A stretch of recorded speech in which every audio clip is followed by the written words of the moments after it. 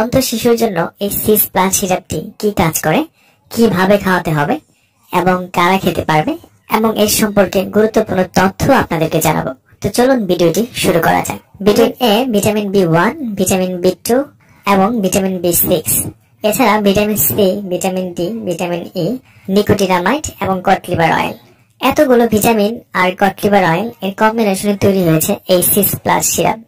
একটি বাড়ন্ত শিশুর বৃদ্ধিতে যা যা দরকার সবই এই সিরাপটিতে রয়েছে।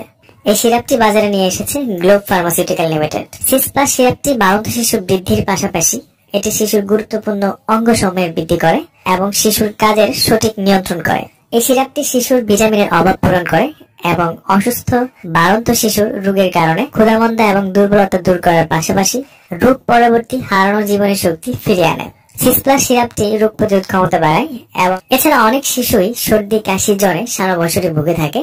এ ধরনের কাশি, সর্দি, জ্বর এবং ফুসফুসের বিভিন্ন রোগ হতে শিশুকে প্রতিরোধ ক্ষমতা বাড়িয়ে তোলে।